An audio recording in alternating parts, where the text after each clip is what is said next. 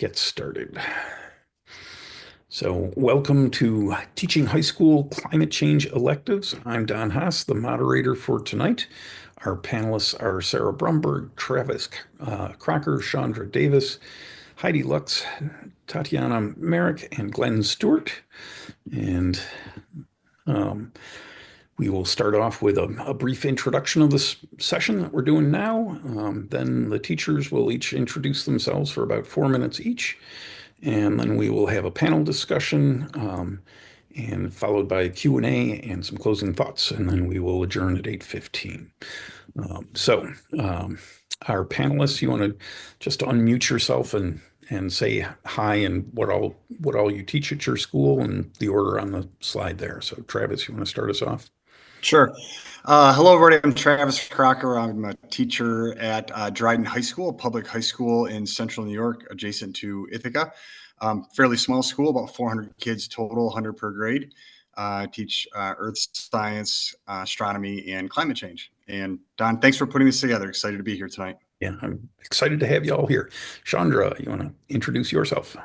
Yes. Hi, I'm Chandra Davis. I teach at Richfield Springs, about 25 minutes north of Cooperstown, New York. And I teach Regents Earth and Space, science. I teach astronomy, advanced weather and natural disasters. I teach agricultural science, natural resources, and ecology, and a push-in for 8th grade physical science. Thank you, Chandra. Sarah.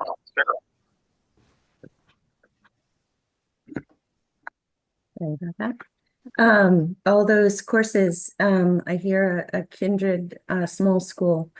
We both teach at the Layman Alternative Community School, and it's a 6 through 12 school. So I teach a couple of middle school classes. Right now it's chem and genetics, and teach astronomy, chemistry, methods and experimentation, and some courses I'm not teaching this year, but that I'll talk about later: human biology and food systems, and the earth science of climate change. And to your screen share there. All right, I'm Heidi Lux, and yeah, I teach with Sarah at LECS, so it's a public school in Ithaca, and we have about 250 students across A little the more, yeah 6 through 12, and I teach the same middle and high school. This year I've taught a marine science elective for middle schoolers, and I'm teaching 8th grade science. So I teach all the 8th graders that. So it's usually a section or 2 or 3 a semester, and a couple of high school classes. So I'm teaching earth science and also a climate change class. So climate change in the Arctic, with a focus on the Arctic. And Tatiana. Hi, I'm Tatiana Merrick. I'm the Director of Science for Buffalo Public Schools. I currently oversee K-12 science education, but I was a biology high school science teacher, a middle school teacher. I've taught environmental science, AP biology, etc. So I'm kind of crashing the party, but climate science is such an important, it's so important, it's my passion.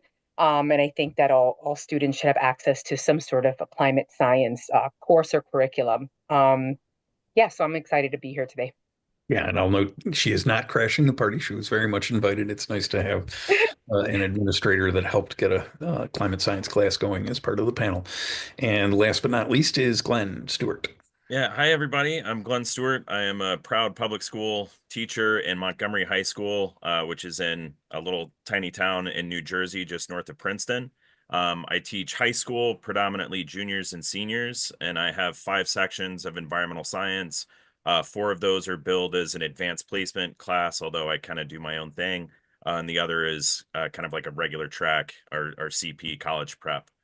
Excited to be here. Thank you for the invite, Don. Yeah, and I'll note that Glenn and I also have taught part of the New York City's micro credential for climate teaching for New York City teachers. So that's how I met Glenn. Okay, next up. So the panelists will share these things, brief overviews of the courses, lessons learned from teaching the courses, favorite resources, what they wish they knew before they started teaching the course, thoughts on teaching climate change in 2025, and answers to your questions. And I put a link to a Google Doc with some of the associated resources and the slides in the chat, and I'll ask one of my colleagues to repost that for folks who just signed in. And I'll hand it off to Travis. Okay. 2 minutes. Hello, everybody. I'm glad we're able to get together and have this conversation. It's so critical, especially now, but certainly anytime to have these conversations and infuse whatever climate science we can into our various curricula. So just quick overview of what we did in Dryden High School. We started the course and literally just called it climate change because I felt like, why beat around the bush? That's what we're going to talk about. So it's a 1 semester course, high school elective, and mainly juniors and seniors are in it. I also teach an astronomy course, and that's also 1 semester. So they sort of, piggyback astronomy in the fall and climate change in the spring, which worked out pretty well for us. So literally this year, I have the exact same students I had in the fall semester. I have them in the spring semester. We I guess to back up a little bit to answer one of the questions about how do we get started? How do we, get moving forward with things? So, we basically canvass the kids about what new science electives they might be interested in, and something dealing with climate kind of rose to the top. So we put some things together and use a lot of resources. The curriculum map, if would you guys down? Would you mind, or Ingrid, clicking on the curriculum? Working on it. There we go. Cool. I put it in the chat, and you want me to click on it? There we go. That'd be great.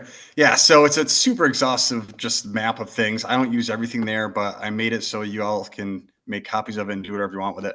But it just gives you kind of the nuts and bolts of what when we put together the course a few years ago. We said these are some cool ideas of how we could try to bring some things in to make it meaningful for students. So have at it, whatever you want, whatever you can glean from that is great. So let's kind of go back to the slide. I guess we'll just kind of focus on the fundamentals here. So we divided the course into 4 main components. Just the foundational climate science, like what is climate, and a little bit about the greenhouse effect and just general overview of things. And then we dive into the impacts. We look at physical and biological components, and then science, consensus, and debate. And we wrap things up with mitigation and or adaptation. So when we put this together, they're really, we tried looking for different courses around that were something related to climate science or climate change. And there isn't a lot out there at the high school level. So these topics sort of made sense for us, and they've worked out well since we started it. So next slide, if you would. So it's just some logistical stuff here. I mentioned, do we have an audience, right? So we canvass the kids and we determine, yeah, there's an audience for this. Then we went to there's a whole process for trying to get a new course going, which most of you probably know. And we got it approved through our department, and then we brought it to the school board. And that was a part that we were a little apprehensive about because, again, we called it climate change. And when we presented it, we really, you have to remain apolitical, right? So we said, listen, this is just based on science. So we're collecting data, and we take a look at this data and we try to answer questions and view it as a scientific process. And so there's absolutely no pushback. They're like, oh yeah, it sounds like a great course to help, kids understand our climate better and how things are changing. And I made sure to talk a little bit about, natural change versus anthropogenic, and that, we're going to explore both. And, we certainly do that. So, and then we've had no pushback really. So parents, I haven't had any parents say, wow, why are you teaching this pseudoscience or something like that? So, and again, we just try to make it really, based on science. So the data speak for themselves. And then long-term goals with things, where do we want to go from here? And we hope that, not a lot of students across our country get a lot of exposure to earth science and climate science, not as many as you'd think. So, we try to give them a little bit of a background in there so they can be informed, citizen scientists and making hopefully great decisions. And, just trying to get more awareness of things, the world around them and how things work. And hopefully they're benefiting from it. So we've gone for 5 or 6 years of the course now, and with, I think, a lot of success. One final piece I want to share. One of the things we talk about, when we're thinking about a new course, is where does like the rubber hit the road, right? Like what are we actually going to do with this, and where's the application? And we talk a lot about the effects, but we also do the solutions. So we have little presentations, and kids, are reading different things, or they're creating different solution examples and models. So we found it really, really important to focus on solutions, because the doom and gloom can be very, very real. And if that's where the focus is, then that's not a very good experience for anybody. So sure, we have to hit that, but we also look at, hey, what can we do? How can we make the world a better place for the next generation? So there's a lot of solution-oriented approaches that we take in the course. So thanks. Thank you, Travis. And on to Chandra. And I'm going to escape to go back to full screen. Here we go. There we go. Chandra, go ahead.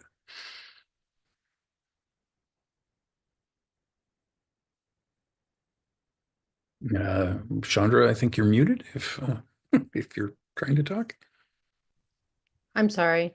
There I we have to apologize. I want to just say I'm thankful for being invited to sit on this panel and discuss what we're doing in the classroom for climate and climate science. So in a very small public rural agricultural district, we have, the demographics is not very diverse.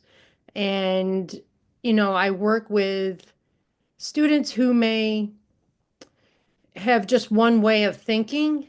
And it's not so much that they're getting their own thinking, it is sort of passed down from parents. And, that's just the nature of the beast, because they're learning from, the ones that they're close.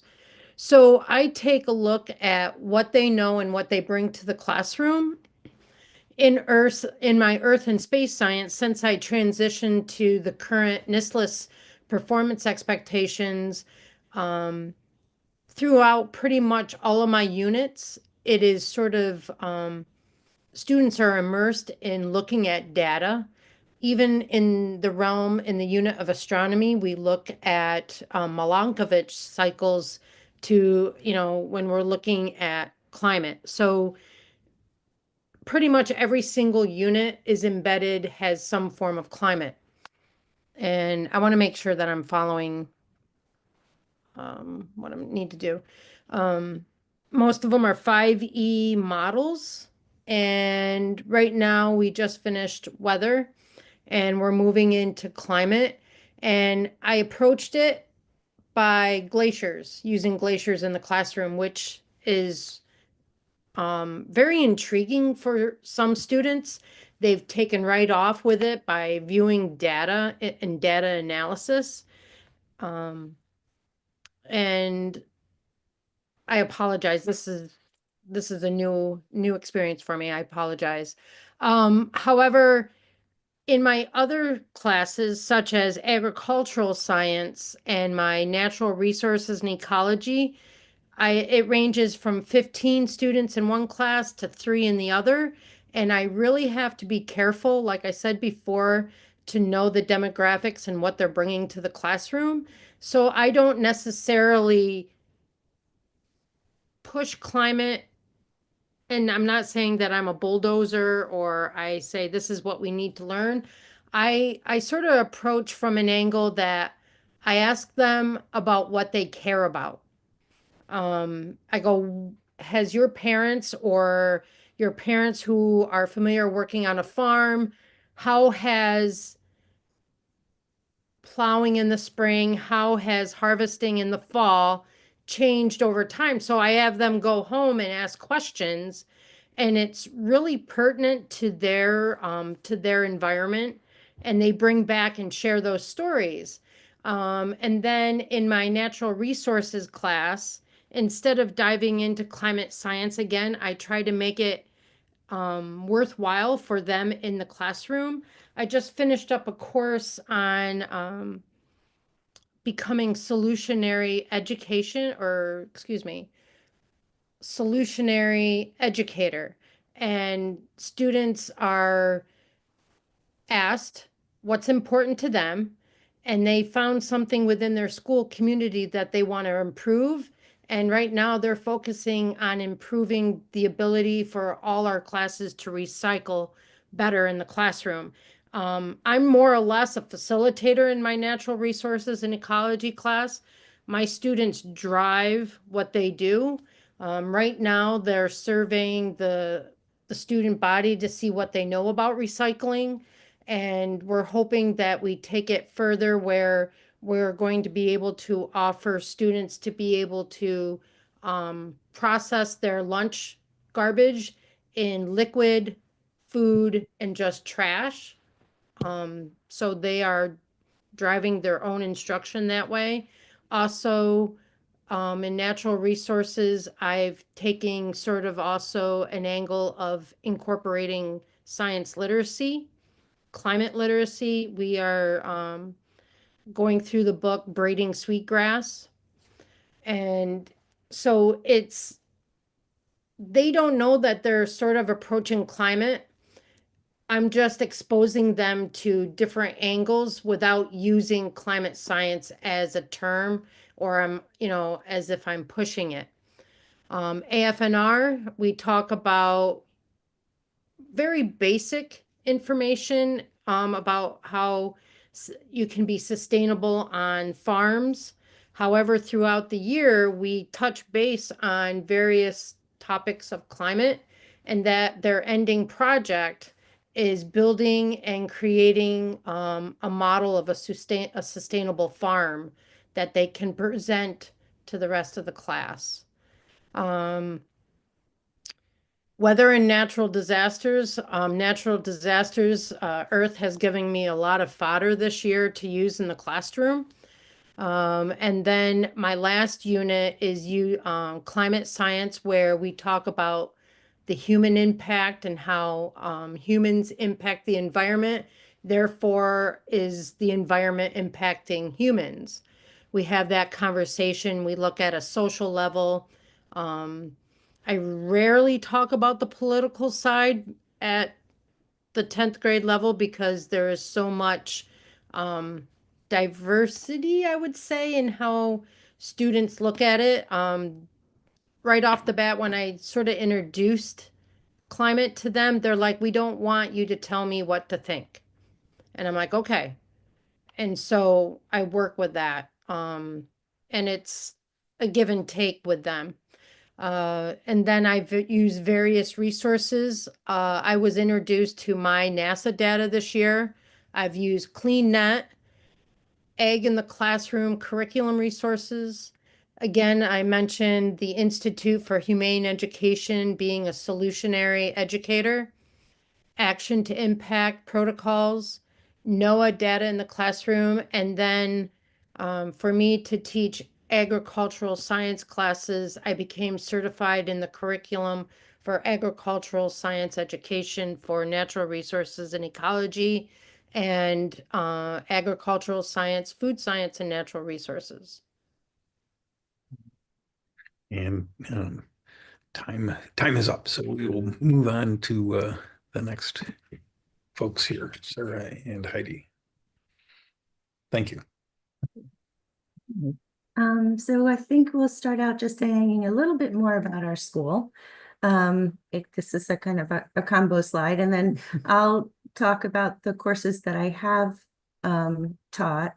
But so our school is a democratically run alternative school that's, as we mentioned before, 6 through 12, that really focuses on student voice. We're exempt from the Regents exams except for the ELA. So we promote kids into high school and then graduate kids from high school using portfolios and performance-based assessment tasks, which we call PBATs, which are a very big deal in our school. So all of these characteristics of our school gives us more latitude. Chandra, I really respect the work that you're doing and how carefully you hold your diversity of students. We also have a diversity of students, but we have, I think, more latitude than you do. And let's see, so we both taught climate change classes at LACS. And I guess if you want to go to the next slide, or is there anything else you want to say about our school? No, that's good. Thanks. So I took my first stab at teaching about climate change that was before we were calling it climate change, when we were calling it global warming. And that was, I taught that for 2 years, not 3 years. So 09, 10, and 10, 11. And that was kind of a research-based class. So it was, and what we call an in-depth. So you had to have taken earth science and biology before that. And then it was an extension from that. And so we are responsive to the students in terms of what we teach, perhaps not in quite as formalized a way as other folks have mentioned.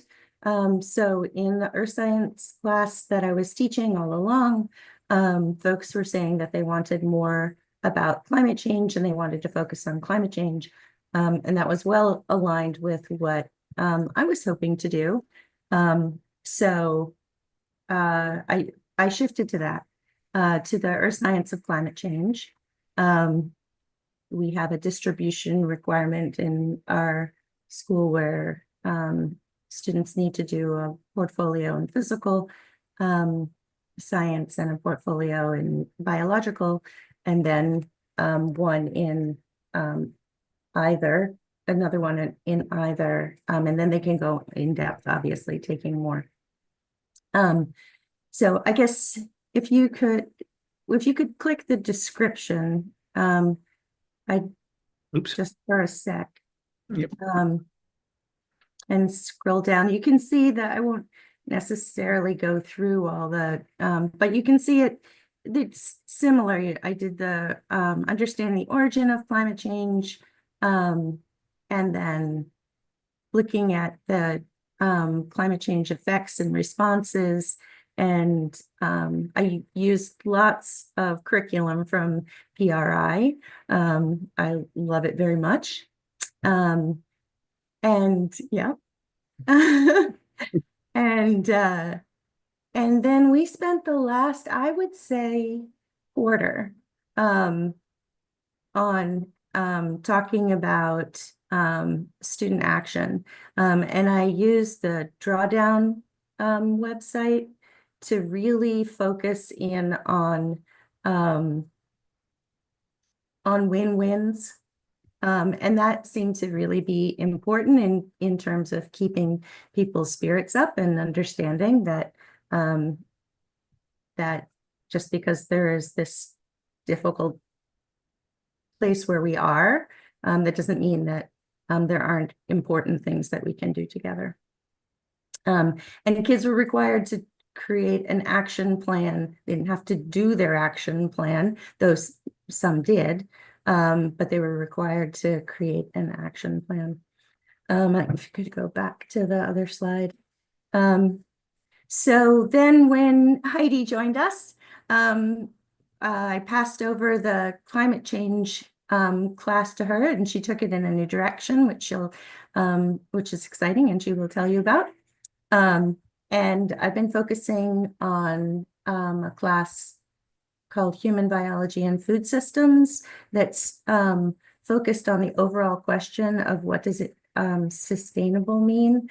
And so there's a portion of that that's really focused on climate, and that has to do with a sustainable, like personal biology, sustainable diet for the individual, and then what does that mean for the planet, and what kinds of impacts do our food choices make?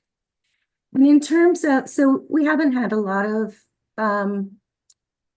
pushback, but I'd say I'll mention one other thing, which is that we think about like how we can grow. I guess, you know, in our district, there are teachers who don't believe in climate change. And we are working at the district level, we're working at the district level to create a climate action plan and bring people into the education and the physical footprint, carbon footprint of our school, et cetera. Anyway, we have a charrette this coming up Saturday where we'd love to have anybody who wants to come to the IHS library from 10 to noon and give us feedback on what we're doing. And you could go on to Heidi's slide. All right. So, so Sarah's already laid all this good groundwork for me, so I'll just talk about my class. My class is called Climate Change, Focus on the Arctic.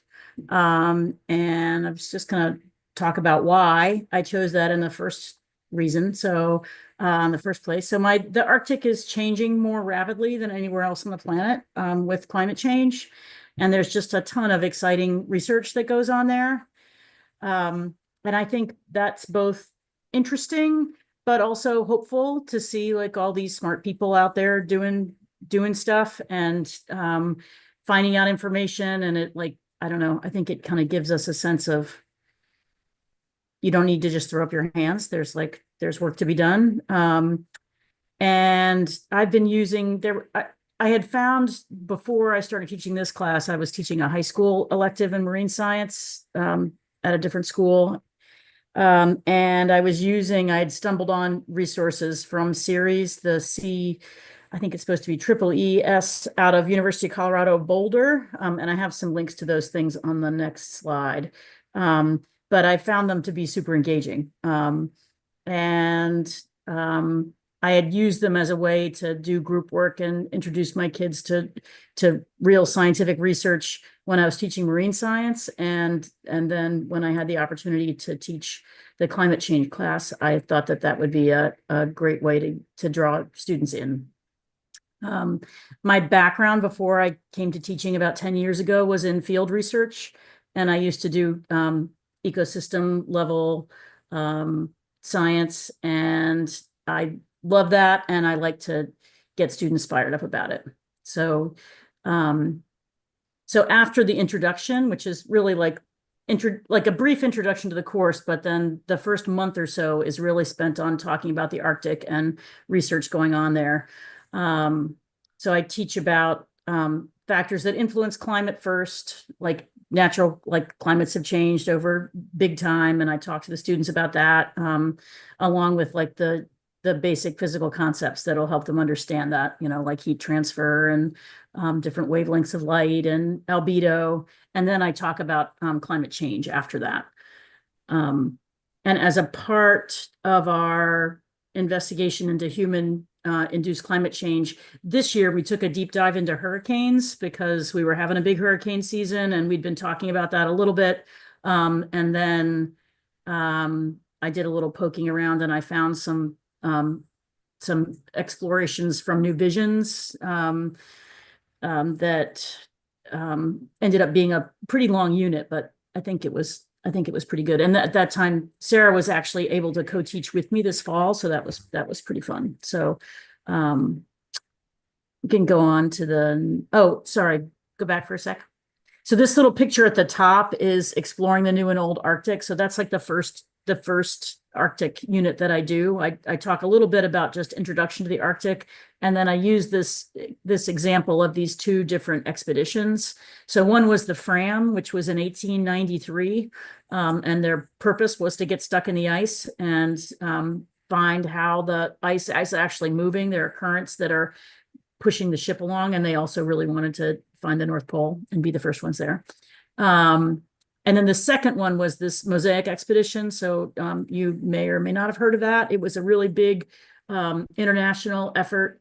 Like hundreds of scientists were involved in shuttling on and off the ship for periods of weeks at a time. And it got interrupted by COVID. So that was also kind of exciting. So that kind of threw a big wrench in their plans, but also involved an icebreaker. They were really doing the same idea as the Fram, but in a really different way. So the students compare those two things. There are all these are resources from University of Colorado Boulder, the CEEE program, and they can do virtual tours of the ships and look at all the research that they do. It's pretty cool. Okay.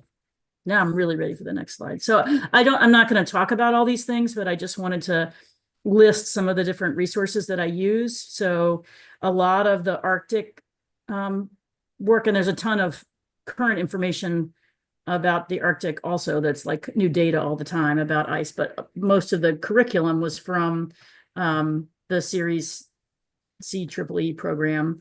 And they also do these things called data puzzles, a couple of them on carbon cycles and food webs in the Arctic, which a lot of group work and working with data from actual experiments that are going on. And then probably many of you are familiar with gizmos. That picture in the middle of the page is one of the carbon cycle gizmos. It's kind of long, but I feel like for my high school students, it worked pretty well. And then the FET interactives, so that allow them to get a kind of a visual sense of how heat trapping gases work. And then all the other things on the bottom. So, yeah. I was just going to put all of that stuff into the chat. And okay, cool. Yeah. So including PRI and was the other big one, Project Drawdown and Regeneration are both by Paul. I think it's Paul Hawken. Those are great researches, and we're moving into using that stuff more in the spring. I got to do it in 2 pieces because it's too much for 1 slide. Yeah. There you go.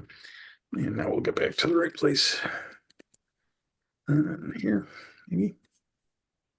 Oh, while you're doing that, I'll just say one thing that we do that our flexible curriculum and schedule allows us to do, and the students need to do as part of their graduation requirements, are these PBATs, these performance-based assessment tasks. So in science, that is conducting experiments. So, and I just gave an example of a couple of things kids are doing, like effects of past soil use on CO2 released from the soil and effects of increased salinity on algae productivity. So they do these things and have to conduct a whole experiment and then write a paper and defend it. So great, thank you. Yeah. To Tatiana. Okay, wonderful. Could I just say that everyone is doing amazing work? It makes me very, very excited. So I am I'm from Buffalo, second largest city in New York. And Buffalo Public Schools serves approximately 36,000 students. Okay, we have 21 secondary schools. So when I looked at it at kind of a climate science course or topics in biology, climate science, I really had to look at, number one, what the principals felt they needed, because they're the ones that are responsible for master scheduling in their buildings. So I didn't want to have a curriculum team create a course, but then principals not using the course. So that's number one. And number two, I needed to find out where there was a gap. So what we where there was a gap in regards to giving students this information, right? So what, after doing a survey, we've come to the conclusion that many students in certain high schools in Buffalo Public, they might have a specific track. So there's a student that might be in the cosmetology track, or in the culinary track, or in the automotive track. And what we found is that many of these students were completing their science graduation requirements. And by the time they were in their senior year, they went without a science because they didn't necessarily want to take an AP biology or an AP chemistry. They didn't want to take like a dual credit course with a university. They liked science, but they needed a course that was relevant to them, that helped them understand and keep them engaged throughout. So because of that, we created 2.5 or half year science electives. So the first one is topics in biology, climate science, then topics in earth science, natural disasters, and also bioethics. So what we found is that a lot of principals wanted a 0.5. They said a 1.0 would be very difficult for them to schedule. They needed a half credit course to kind of for students to go into after they, like, for example, have a repeater biology. If they fail a biology and they have to repeat it, and they're done the first year of the first like half of the course because they pass the exam, so they need something to kind of fill their schedule for the second year as well. So in regards to master scheduling, the 0.5 really worked well for us in all the different schools. Could you click on the, there you go. So specifically for the topics in biology, climate science course, all the lessons within the units have an anchor phenomena that we always go back to. All of the lessons use the 5E model, and they're all aligned to the New York State Science Learning Standards. They're also all open source. So the most important thing for me was it had to be open sourced, because anything that costs any sort of money or anything like that to be to kind of have to register to it, that's going to really that's going to put a barrier on equity wise. I want it to be available to all students in the district. Additionally,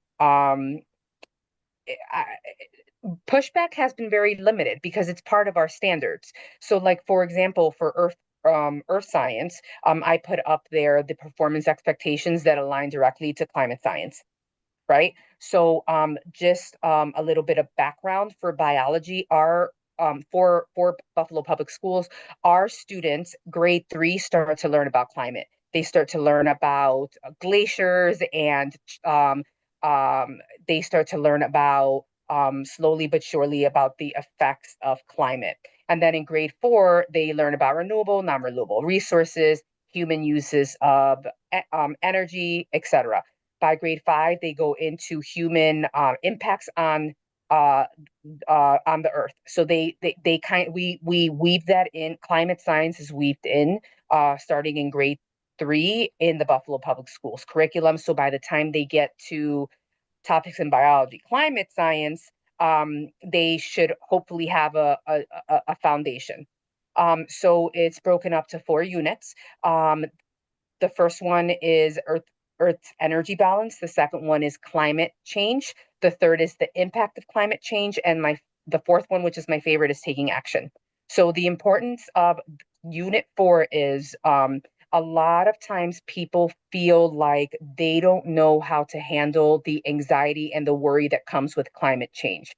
You have kiddos that maybe feel hopeless because they feel like they don't have control because this is such a large problem, right? But I feel like if we give them the way we give them the chance to reclaim their power is to have them understand that climate advocacy is how they regain their power, because they can advocate for a positive change in their environments. And we try to make the lessons as relevant to them. And we try to keep it within like the Great Lakes, looking at the climate in Buffalo, looking at, the hazards in Buffalo when with everyone knows Buffalo has incredibly extreme weather, to say the least. So that's kind of how we have come across trying to make it so that climate science doesn't entice all these feelings of being scared, but more feelings of hope and reclaiming that power. So one thing I wanted to do, but I don't know if I could share my screen, was just kind of walk you through just Well, one unit. We I don't can know if I maybe have do that a time for little that, later. Don. We're well beyond our four Oh, minute okay, no piece. worries, then that doesn't need to But happen. but we can maybe do that later in the Q&A. Oh, of course, of course. All right. Let's move on to Glenn. Thanks, Don. So my public school has about 1,700 kids. And like I said before, I teach an AP environmental science class, and that's kind of how I get kids in the door. But I do not follow the College Board curriculum, even though I hit all the standards. So the big goal for my class, and we constantly come back to it, is I want my students to be an empowered citizen of a sustainable community.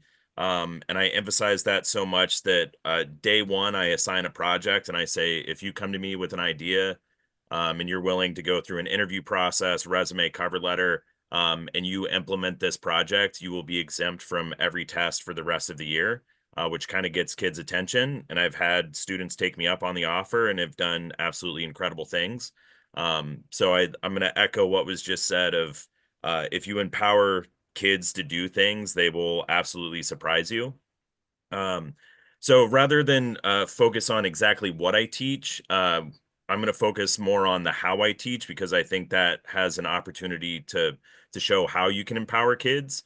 And just for the record, I know Don, you're putting everything in the chat right now. All of my student-facing materials, handouts, tests, everything are all on that QR code or that link. And then kind of the behind-the-scenes stuff is on the teacher-facing materials. Feel free to steal it, borrow it, change it, do whatever you got to do. There's a lot there, so it's worth looking at. So I hit global climate change throughout the year. In my unit one, I kind of hit it head on. Um, and I use it through the lens of talking about evidence quality. So I do purposely include bad pieces of evidence, like the senator that brought a snowball into the Congress floor, and we talk about if that's good evidence or if that's bad evidence in the context of science. And I also play devil's advocate. I run a completely Socratic classroom. I'm only asking questions. But for that particular lesson, I don an alter ego that I call Richard Moneymaker. And I am very much a climate denialist, a climate delayer, somebody that the kids have to um, kind of work through. And I will say every misconception that I have ever heard anybody say. And sometimes I don't feel good about myself, but I think it's important that the kids are exposed to um, thoughts and beliefs that are out there. And I've had alumni come back and say, Mr. Stewart, I thought you were acting crazy saying all this stuff in class, but when I got to college, I felt really prepared to handle my roommate. And we had a conversation and I changed some minds. So that's kind of how I hit it in the first part of the year. We look at causes. I have a whole data set, consequences, operation drawdown, all that good stuff that was already mentioned. And I also try and include a humanities piece as well. So we look at a case study of a tribal leader in the Amazon and what he was able to do with very limited resources to change um, his local ecosystem as an example of what it means to be an empowered citizen. And then we kind of expand that case study to include other climate activists. Later on in the year, we come back to climate change through the lens of systems thinking. So we look at albedo effect through feedback loops and looking at different scales of the carbon cycle. So we're still hitting climate change, but through the different lens. And for that, it's a very gamified system. I could talk about that for days, but basically, um, students have the opportunity to repeat answers an infinite number of times if they so choose. Um, and I will give them an instant grade on that, and they can choose to repeat it or they can choose to go on to a different question. And by the end of that unit, they have to submit a portfolio that they are systems thinkers, and they have to check a lot of boxes to be able to do that. Then the unit that we're in right now, actually, we come back to climate change from a social ecological systems perspective. So oil doesn't exist in a vacuum. There's a lot of reasons why we use it and kind of unpacking some of those systems. Students are surprised to learn about oil and gas subsidies. They're surprised to learn that the Reduce, Reuse, Recycle campaign was actually started by a plastic company to sell more plastic. And we look at a few more case studies of the history of oil and the legacy that it leaves on people and communities, and how can we can combat those things.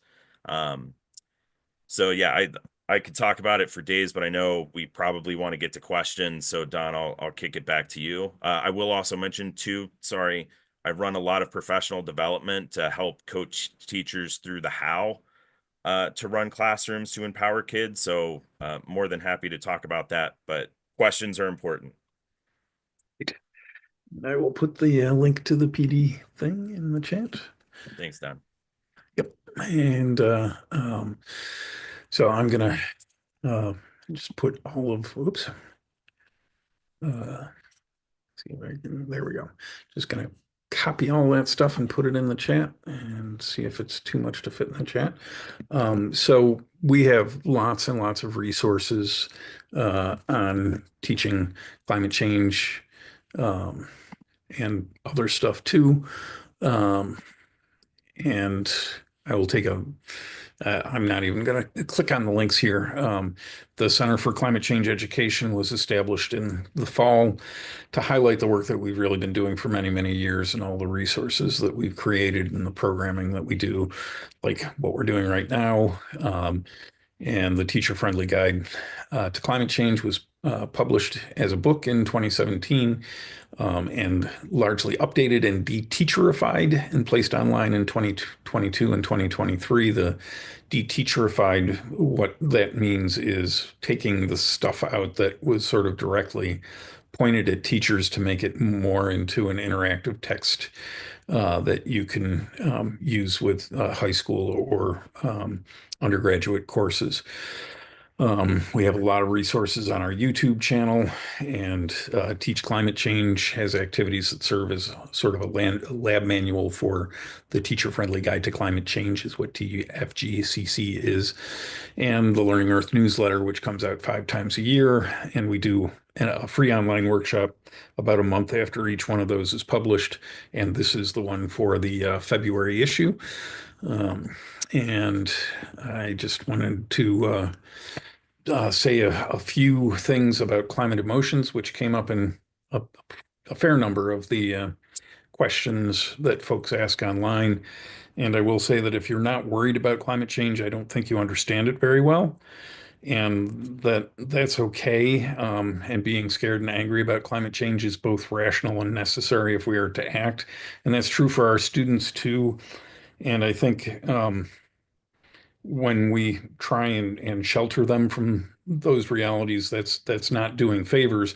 That is, of course, it is of course important to say you shouldn't just scare them. You shouldn't just leave them scared. And there have been lots of comments on solution-oriented work, and I think that is really essential to sort of balance out the negative emotions that can come up. But as a general rule of thumb, the best way to address negative emotions is to work on the problems that are causing the negative emotions, and ideally to do that in concert or in community with other folks.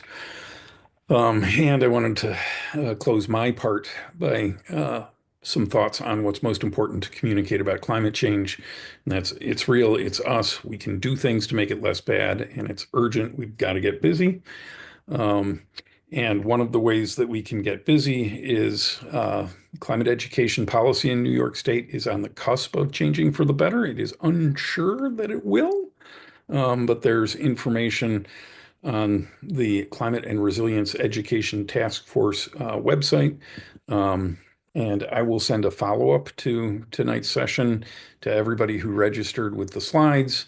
And the recording and some more info on that changing policy, and it is very time sensitive. The appropriation for making the change did not get into the first drafts of the budget from the governor, the House, or the Senate, but that doesn't mean that it won't get into the last drafts, and that's what we're going to be asking folks to do. And hopefully the non-New York folks on here will find that interesting and useful. So some questions that we'll hear some folks' responses on these. Maybe actually, given how we are a bit over time, I'll put all of these up um, and say, are there anything that any of the panelists wanted to say a bit more about? And then we will just take a few minutes on this and then open it up for questions from the audience, which I know there are a whole bunch of in the chat. So anything that any of the panelists want to chime in on here? Yeah, if I could just say one. Oh, sorry, Glenn. Yeah, sorry, your hand go up there. Okay. Just one real quick thing I want to share, and I didn't when I first started. One way to really get kids involved, we found, is to um, find something within your school or community where kids actually play an active role. So whether it be, a sustainability club or an environmental club or something in your school, sort of hit your wagon to that, and then you can get more things done that way. Within our town, we have a climate task force that is part of the town government, and we have two students for the past several years who've been on as voting members on the town board. So they can actually do things and see things in action, and think globally, act locally. So civic engagement is super powerful for kids. Thanks. Yeah, it's super powerful and it makes them feel better because they're actually working on the problem. Go ahead, Glenn. Yeah, when I first started out, I had a student email me kind of like that climate crisis, oh my God, this is my future that I'm graduating into moment. And I realized very quickly that as a science teacher, I was not as equipped as I thought I was to handle that emotional moment. So I kind of went back through everything and realized what I needed to do for myself to handle that, because she definitely wasn't the only one. And I have started to incorporate way more humanities into my lessons. We read a lot of philosophy now. We read a lot of fictional short stories as just kind of touchstone points and entryways for students to deal with that emotional response of everything that they're learning in the scientific side of the class. Other thoughts from other panelists?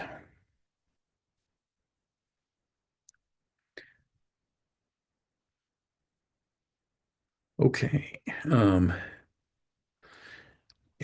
a good question on the seal of civic readiness, which is a New York State thing. Um, uh, have any of the panelists done anything with that? It is fairly new, so it may not be on your radar screens. So, okay. I think it probably is worth looking into. It is Don? yeah. Our district, our new administrator and are discussing and creating sort of a task force of students who are working with individuals from the Susquehanna watershed and the Susquehanna River to monitor the streams that are going into Canandaigua Lake due to the algal blooms that it suffers during the summertime. So they're going to see if that applies to the civic readiness as well.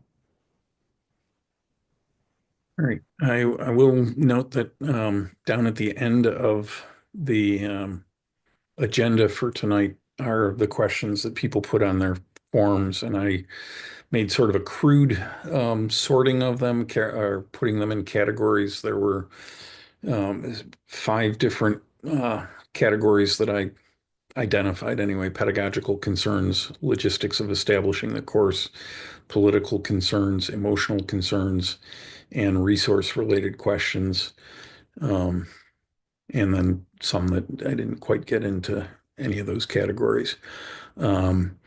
And I think maybe I'll say to the panelists, take a look there and take a question that you think is interesting. I will give you a moment to do that while I talk about this one that was about Cornell's geothermal energy. That is a research project at Cornell right now. It is, they are not actually heating very much, if anything, with the deep geothermal that research project was about. However, they are cooling campus with lake source cooling, which has been working very well for more than 2 decades. And I will put in a link about the deep geothermal project. Maybe. Oh, and it's not coming up quickly.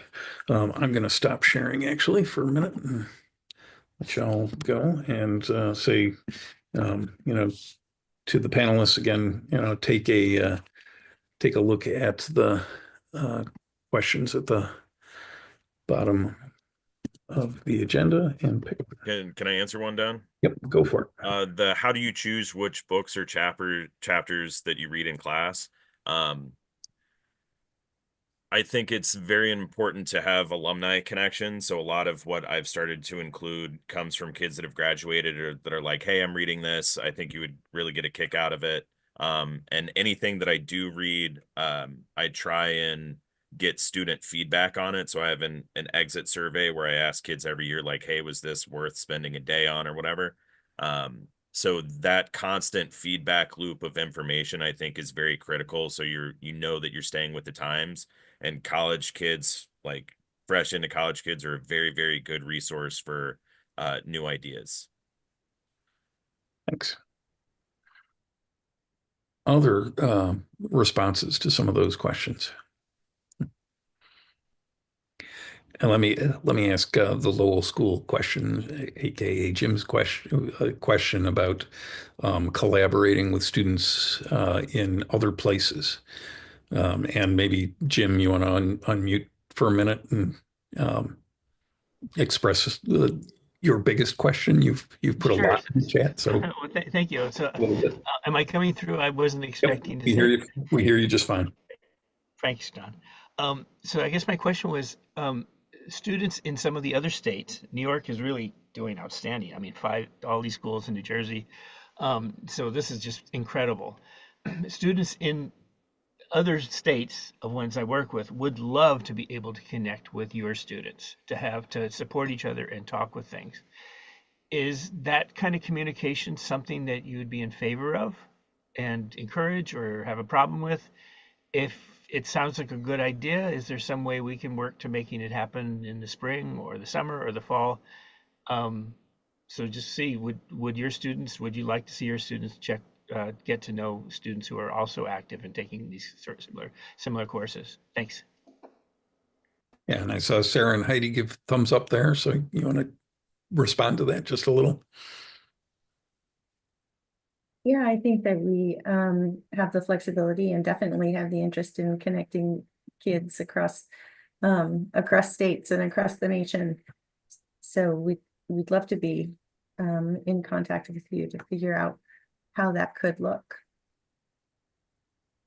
Yeah, and I Fantastic. can We'll do emails on chat or something like that, or will we not reach you? Yep. All right. And I think we've got about 15 minutes left for what we were scheduled for. So I think I'll just open it up for questions. And, if you use the react button to raise your hand like this, that'll put you at the start of the queue. And I'll be able to see you. If you raise your hand and your camera's on, I'll call on you. But it's better, actually technologically helpful to use the hand raise feature. So Peter, go ahead. Thank you. I'm working with ecoactus.org to create a climate boot camp for high school students. And one of the things I'm curious to know is an app like Climate Action Now, which prompts you to do 5 actions in 5 minutes. Does that have a place in the classroom? Are you interested in getting students to take these political actions in many cases? And that's why it's controversial.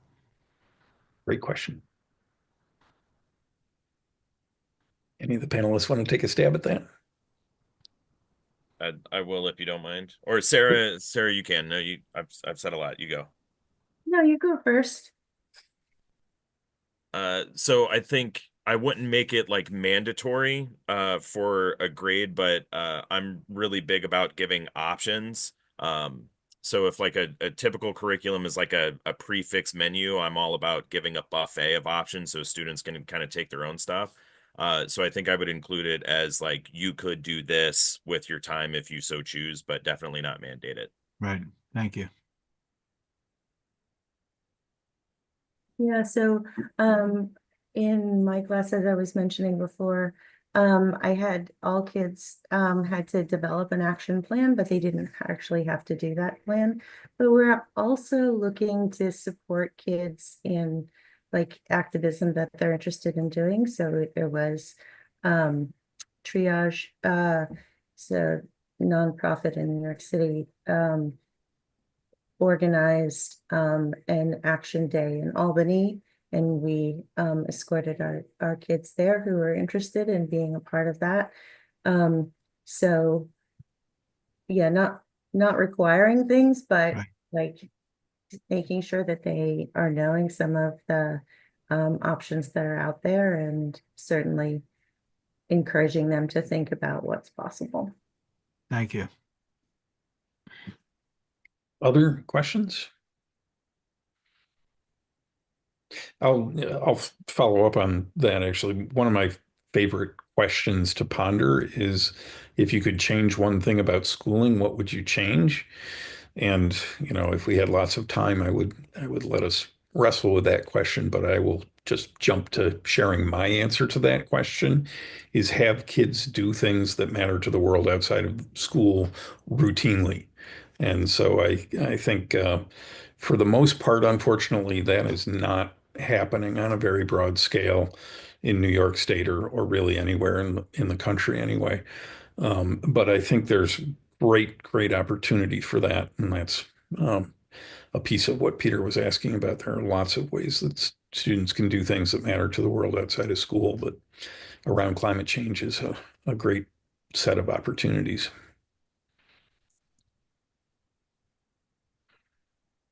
Other questions?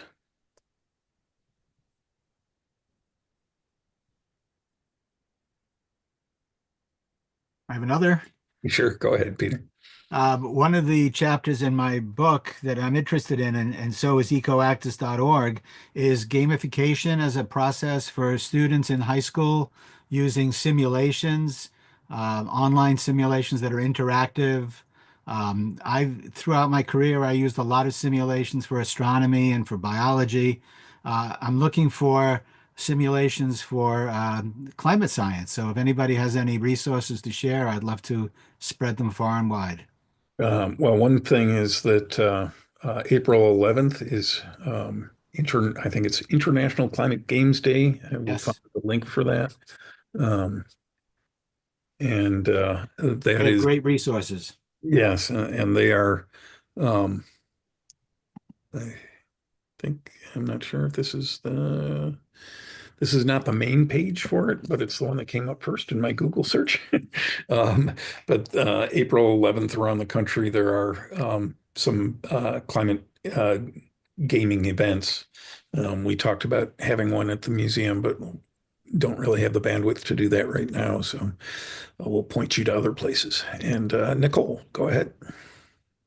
Thanks so much. I'm really excited about this idea of having an elective, but right now I'm teaching a core class, just like general chemistry, and I'm wondering if any of you have tried to take this, or anybody at your schools tried to take this and weave it into more of a core class that everyone's required to take, as opposed to an elective that students are finding their way to. Anybody want to take that? Go So, ahead. Nope. Sarah, go oh, ahead. sorry. So right now I'm working towards including it in our biology class, which is one of our biology classes, which is human biology and food systems. So yes, though I have taught chemistry all my years at LACS, and honestly, I have, even though it's doable, I haven't integrated it into chemistry. Have you tried that at all or thought about that, Nicole? I have, I do it as its own unit, and I was just curious if anybody else had tried to go at it that way instead of doing it as an elective, and trying to get a broader audience. Yeah, and I'll let Oh. Glenn go, or Travis go ahead. Yeah, okay. Yeah. So one thing that might work, Nicole, if I don't know, like a general chemistry course, or maybe if it's like more advanced general or a more advanced chemistry course, perhaps you could weave it in like once a week. A student presents on some sort of like issue that is, in science, and I've done it before with like an honors or science class where inevitably kids are always gravitating towards some sort of like climate change, environmental issue type thing. So like once a week for 10 minutes, a different kid is presenting. So, it's not a big chunk of time, but it's enough that it creates exposure. And I felt like 10 minutes out of the week is not too much to give up of my curriculum. So maybe. Glenn, you want to take a shot too? Yeah, so I just put it in the chat, not to brag it at all, but it's actually mandated in the state of New Jersey that climate change education is included in all classes K to 12. And that's the push that CRETF is making in New York right now, and it has been game changing to have conversations with art teachers and gym teachers. How are they going to include this in a health class? So there's definitely ways to include it in everything. Absolutely. And I will note, those of you who know me have probably seen me talk about gasoline and the chemistry of gasoline a little bit. And I will just share a moment on that. And, this is a block of graphite, which is pure carbon. How does this much carbon compare to the amount of carbon in a gallon of gas? A lot more, a lot less, about the same. What do you think? And I'll leave that hanging for just a minute and screen share again to do a little chemistry or show a little chemistry. So this is an excerpt from presentation. Octane, C8H18, is the biggest part of what's in gasoline. And so looking at the combustion reaction for gasoline is here. So 1 octane plus 12.5 O2 yields 8 carbon dioxide plus 9 water molecules. So there are oxygen molecules.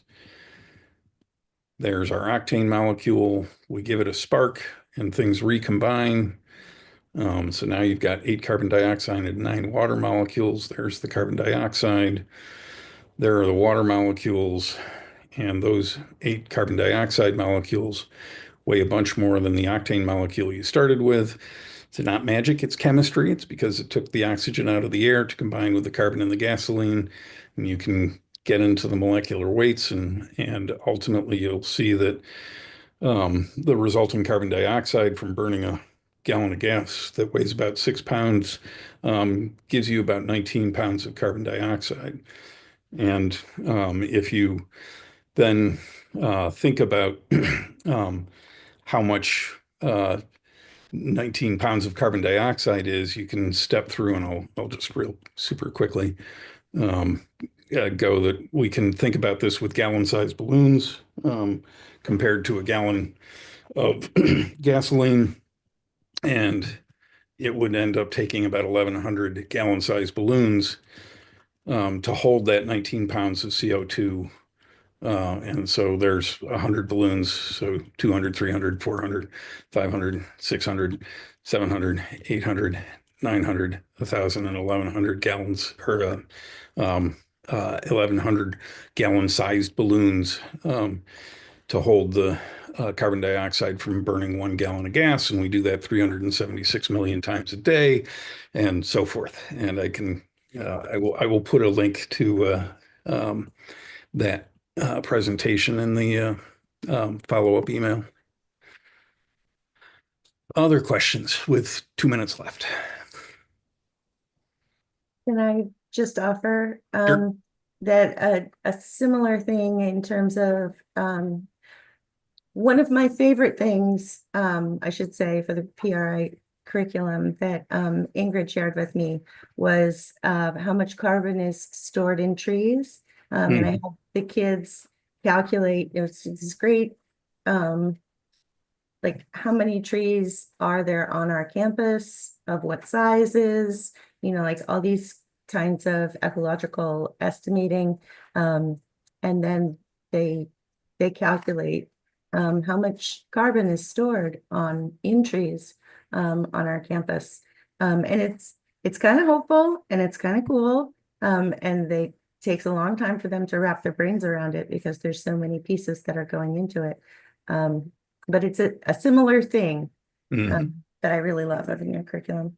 Yeah, and I'll note that if you want to grow trees to take that carbon out of the air, like I said, it's about maybe I didn't say that. There's about 5.5 pounds of carbon in a 6-pound gallon of gasoline. So if you want to sequester the carbon from a gallon of gasoline by growing trees, you need to grow 11 pounds of tree for every gallon of gas because wood is about half carbon by weight. And that means an 8-foot 2x4 for every gallon of gas that we burn. And we burn 376 million gallons a day, and it's only about a quarter of US emissions. And I could go on about this at great length, as many of you know. Other closing questions? There's lots of stuff in the chat I see. And I will send a follow-up email either tomorrow or Friday with the documents with the links to the resources. But and I'm also glad to stick around for a few more minutes, but we were scheduled to go to 8:15 and it's 8:15. So thank you all very much, and especially a huge thank you to our panelists. Yeah. And I will also note we were live on YouTube, so there is a recording if you want to review anything.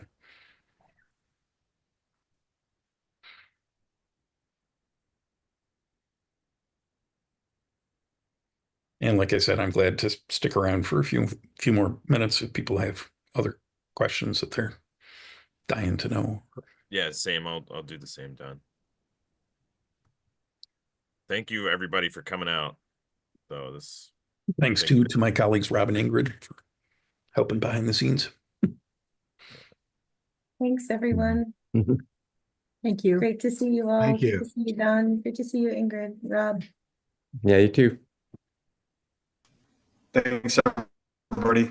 Appreciate it.